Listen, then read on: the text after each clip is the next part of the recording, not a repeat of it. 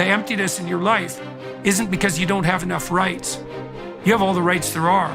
You have more than you should. And it isn't because you lack consumerist options.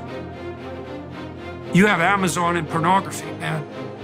You can get whatever you want whenever you want it. And if that's still not working, well, what are you missing? Well, maybe you're missing the opposite of that. A little bit of restraint, a little bit of sacrifice, some responsibility. Man, stop bullshit. If you really got a problem with your life, you'll change it. You're not tired of being broke. You're not tired of being stuck. You're not tired, because if you was tired, you would actually do some shit about it.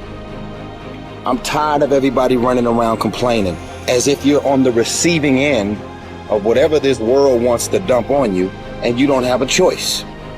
It's time to grow up, man. Excuses sound best to the person that's making them up. Anybody who is determined to do something, who wants something to be different, it will eventually be different. Everything around you is going to change as soon as you change the things around you. Change your mind and everything about your bank account, your surroundings, your environment will all change. If you're creative enough, can you find the answer? Yes or no? If you're determined enough, can you find the breakthrough? Yes or no? Creativity, decisiveness, passion. These are the ultimate human resources. And when you engage these resources, you can get any other resource on earth. Stop telling yourself the story because you don't have the money, you don't have the time. That's bullshit. It's because you haven't committed yourself where you would burn your fucking boats. If you want to take the fucking island, burn your fucking boats, and you will take the island, because people, when they're going to either die or succeed, tend to succeed. But most of us give ourselves a way out, and that's why we don't have what we want. Put yourself in a position where you can't retreat, where it's do or die, sink or swim. Here's what you'll find out. You'll develop incredible swimming skills. You'll find yourself stroking unlike you've ever seen before. Through the inspiration of desperation, you'll become more creative than ever before. Throw your whole self into it.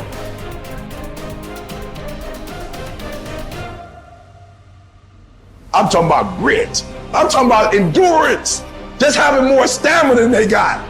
In order to get to the next level, you gotta sacrifice. You gotta take risks. You gotta be willing to do by faith whatever you're asked to do. Listen to me, there are no shortcuts to success. There are no discounts to success. It's always sweat. It's always blood. It's always tears. You always have to give all to be the best.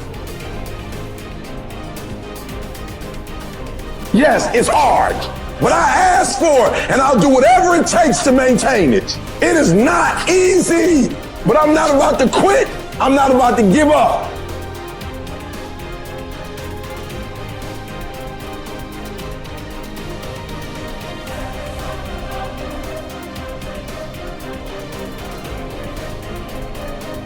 If you've explicitly formulated a set of goals and you're pursuing them, then you've adopted the responsibility to act in a certain manner to make those goals realize themselves. That's responsibility that you've adopted rather than responsibility that's being imposed on you, assuming that you've thought through the goals and you find your spirit in harmony with those goals. You can consult your resentment. I think that's a very useful step. If you find yourself angry and bitter about the things that you are responsible for doing, then that's an indication that you might be operating under some unhealthy compulsion, that you're rebelling, and that's the reason for the resentment against the insistence that you act in a certain way. Although it's also possible that you're just immature and that you're rebelling against the discipline that's necessary to attain the goals that you genuinely do want to attain and that are valid and that you are actively engaged in constructing. So you have to get that straight, and some of that's a consequence of thought, and again, some of that's a consequence of discussion with other people with whom you're intimate enough to have a conversation like that. And perhaps they have conversations about similar things with you if you're fortunate. At the end of God's creation, describing how order emerges from chaos or being from potential, there's this strange line, which is probably the most important line that's ever been written in our culture, at the basis of our culture. And that is that men and women are made in the image of God. And what does that mean? Well, if God is that which confronts potential with truth and courage and makes what's good out of potential, that seems to indicate that we have the same faculty. Like on a smaller scale, we're not omniscient, but we're not bloody well nothing.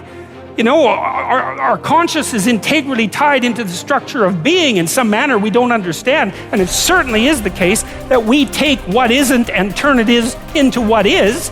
That's something, man. That's quite the trick we've been able to manage. And so we're made in that image. And so what are we supposed to do? Well, that's what we're supposed to do. We're supposed to type our letters and make our phrases and construct our sentences and build our paragraphs and put our chapters together and make our books and communicate to people and straighten out the damn culture and constrain the malevolence and ignorance that besets each of us and push nature back and extend ourselves out into the unknown and confront the potential that's there in illimitable quantities and make the world better than it could be otherwise. To move it away from hell, and it can certainly become that, and toward heaven to the degree that we can manage that. And that is a good enough goal. That's the thing. You need something, because your life is tough. It's hard. You need something you need something to get out of bed for and fight for. And that's something, right? To fight, let's say, against hell and for heaven. That's something to fight for. If you want to be convinced about this, like read a little bit about hell. Read the Gulag Archipelago, or read Ordinary Men, or read The Rape of Nanking, or read about what happened in Nazi Germany during Auschwitz and all the catastrophes of the 20th century, and see if you believe in hell, and see if you think, well, maybe not having that happen anymore would be a good idea. And then think about maybe that's something you could contribute to. And then it wouldn't have to happen anymore. And that would be a good thing, and God only knows what great things we could manage under such conditions. We're becoming incredibly technologically powerful. And what would it be like if we became equally wise? Well, that would really be something. God only knows what we could manage in the next 20 years or the next 100 years, We're running at 40%, most of us, because we're half in and half out. And it's not surprising, because life is difficult. It's like, well, what if you were 90% in? Or 95% in, or all in, because you're all in anyways, right? It's a life and death game. No one gets out of this. Everyone dies.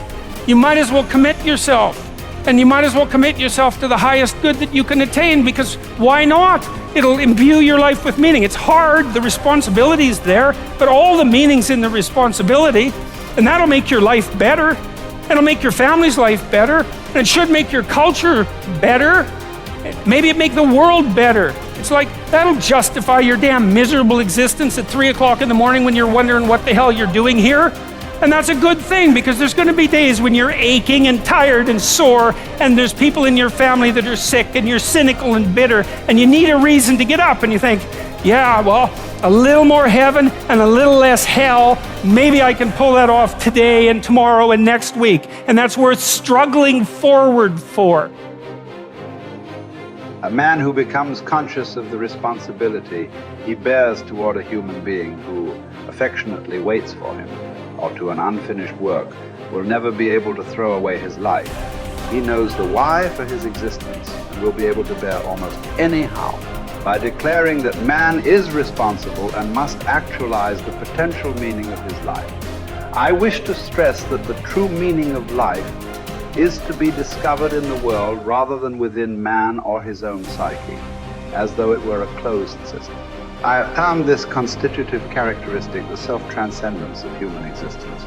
It denotes the fact that being human always points and is directed to something or someone other than oneself. Be it a meaning to fulfill or another human being to encounter, the more one forgets himself. By giving himself to a cause to serve or another person to love, the more human he is and the more he actualizes himself. What is called self-actualization is not an attainable aim at all. for the simple reason that the more one would strive for it, the more he would miss it. In other words, self-actualization is possible only as a side effect of self-transcendence. A human being is not one thing among others. Things determine each other, but man is ultimately self-determining what he becomes within the limits of endowment and environment.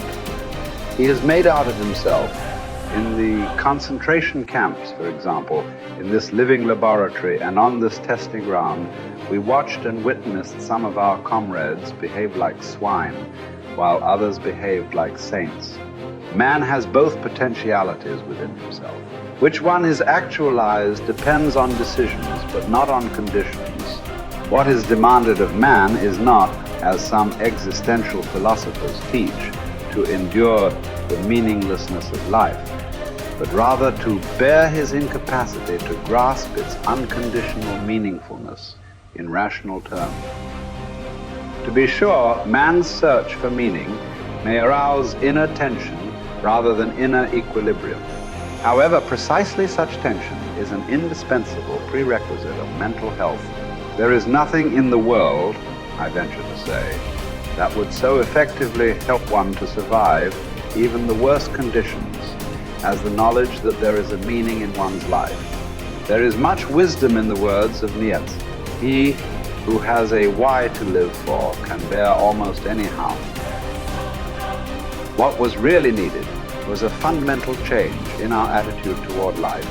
We had to learn ourselves, and furthermore, we had to teach the despairing men that it did not really matter what we expected from life, but rather what life expected from us. We needed to stop asking about the meaning of life, and instead to think of ourselves as those who were being questioned by life daily and hourly.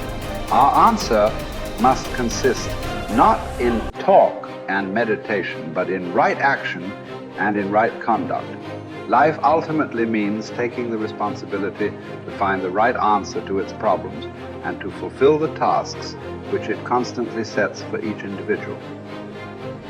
These tasks, and therefore the meaning of life, differ from man to man and from moment to moment. Thus, it is impossible to define the meaning of life in a general way. Questions about the meaning of life can never be answered by sweeping statements. Life does not mean something vague, but something very real and concrete, just as life's tasks are also very real and concrete. They form man's destiny, which is different and unique for each individual. No man and no destiny can be compared with any other man or any other destiny. No situation repeats itself, and each situation calls for a different response. Sometimes the situation in which a man finds himself may require him to shape his own fate by action. At other times, it is more advantageous for him to make use of an opportunity for contemplation and to realize assets in this way. Sometimes man may be required simply to accept fate, to bear his cross. Every situation is distinguished by its uniqueness, and there is always only one right answer to the problem posed by the situation at hand. When a man finds that it is his destiny to suffer, he will have to accept his suffering as his task, his single and unique task. He will have to acknowledge the fact that even in suffering, he is unique and alone in the universe. No one can relieve him of his suffering or suffer in his place. His unique opportunity lies in the way in which he bears his burden.